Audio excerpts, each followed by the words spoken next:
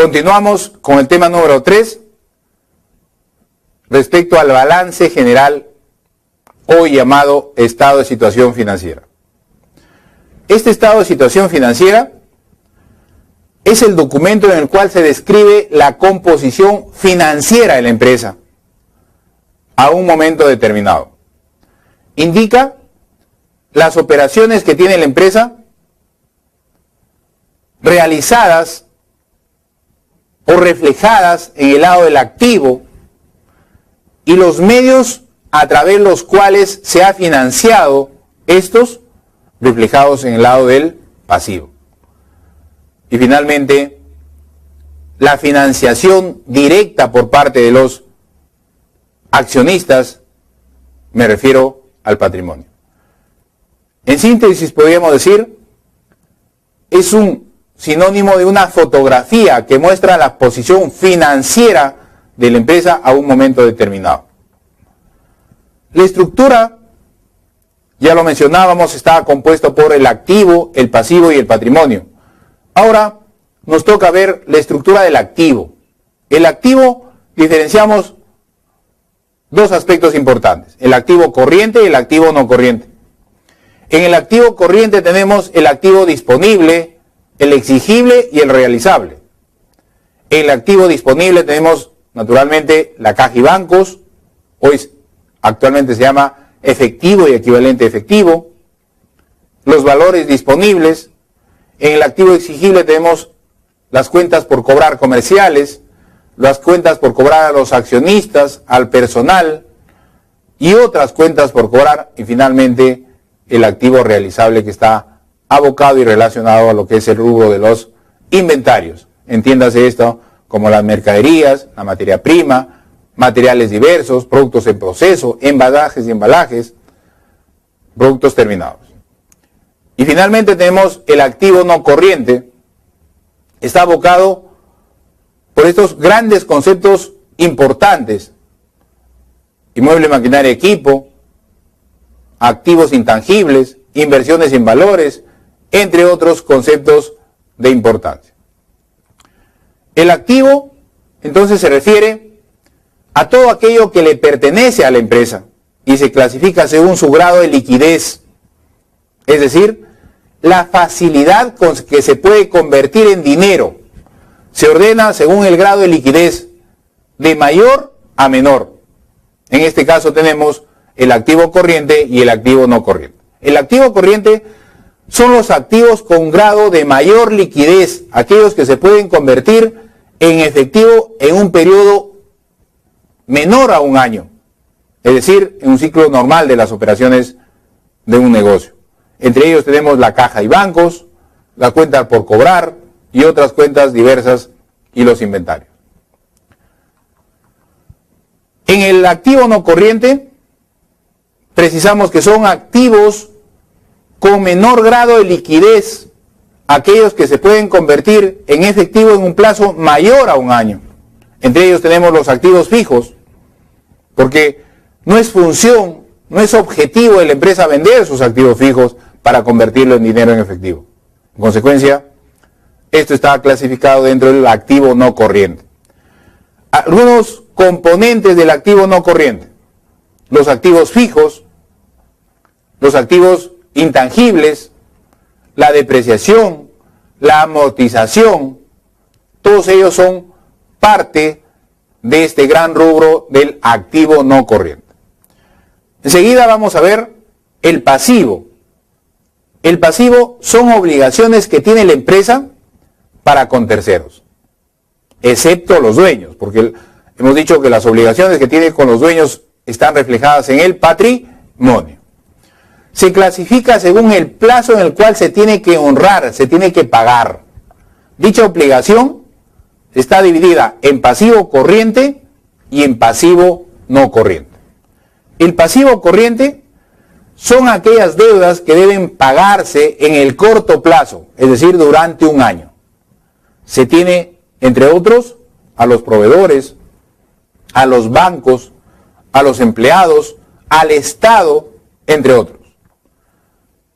El pasivo no corriente son obligaciones que la empresa debe pagar, debe cumplir, pero en el largo plazo, más allá de un año. Se entiende aquellas como las hipotecas, a los tenedores de bonos y otras obligaciones que la empresa haya firmado, haya aceptado, cuyo cumplimiento excede a un periodo contable. Y finalmente tenemos el patrimonio. Son obligaciones que la empresa tiene con los accionistas. Este patrimonio tiene sus componentes. En primer orden, el capital social, que le pertenece propio al aporte de los socios. El capital adicional, aquel que haya ido ingresando producto de alguna decisión de los socios generadores de la empresa o los socios originales. Luego viene el excedente de revaluación, que es producto de asignar un nuevo valor a algún tipo de activo. Las reservas, que ya sabemos que existen 3 tipos de reservas. Tenemos la reserva legal, aquella cuyo porcentaje está establecido en la Ley General de Sociedades, en la 26887, es el 10% de la utilidad y con un tope máximo de 1/5 del capital pagado. Eso en cuanto a la reserva legal. Pero luego tenemos la reserva facultativa, aquella que es propia de las facultades inherentes a los socios, a la Junta General de Socios, que en cualquier momento podrían disponer de acuerdo a sus facultades.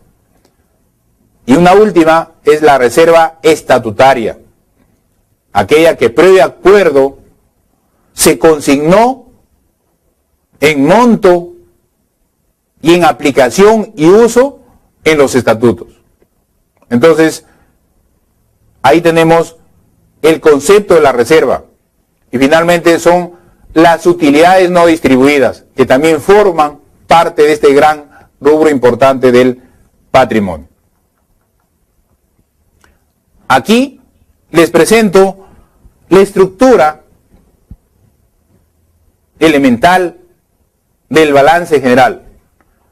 Por un lado tenemos el activo, dividido en activo corriente y no corriente, y finalmente el total del activo.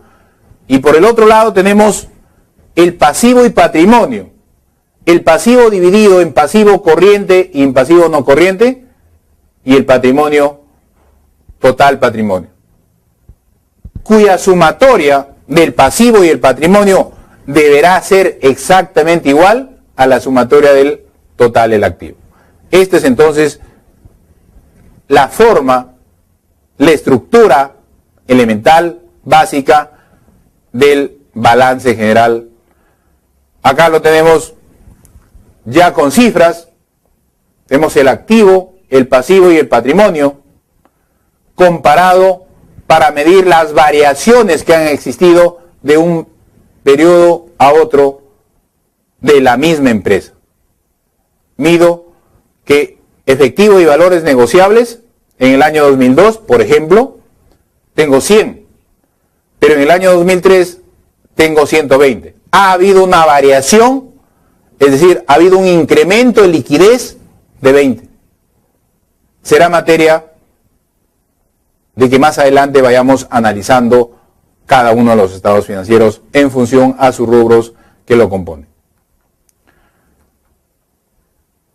Algunos aspectos importantes respecto a estas ecuaciones que lo venimos mencionando. El activo hemos dicho que es igual al pasivo más el patrimonio. Primera condición, si se incrementa un activo, se debe disminuir otro activo o en un porte igual, o simplemente se debe aumentar el pasivo o el patrimonio. O sea, si hay una variación en el activo, debo de aumentar mi pasivo o mi patrimonio, o de lo contrario disminuir mi activo, otro grupo del activo. Dice, si se disminuye un activo, a la inversa, ¿qué debo hacer? Aumentar otro activo, o de lo contrario disminuir el pasivo o el patrimonio. para que se siga conservando esa ecuación elemental. También tenemos aquí, ¿qué pasa si se incrementa un pasivo? Si se incrementa, si sube un pasivo, ¿se debe disminuir otro pasivo o un patrimonio en el mismo importe? O de lo contrario, aumentar el activo, a efectos de tener la igualdad, esa ecuación que no debemos olvidar, que activo es igual al pasivo más el patrimonio. Y finalmente, otro equilibrio. ¿Qué pasa si se disminuye un pasivo? Debo de precisar que si se disminuye un pasivo, debo disminuir otra cuenta de pasivo o de patrimonio, para que se siga manteniendo la ecuación. O de lo contrario, disminuir el activo, a efectos de que se mantenga la igualdad. Bien, entonces habremos de alguna forma entendido la importancia que tiene este estado financiero del estado de cambios. De alguna forma habremos comprendido la importancia que tiene este estado financiero, balance general, o también llamado estado de situación financiera.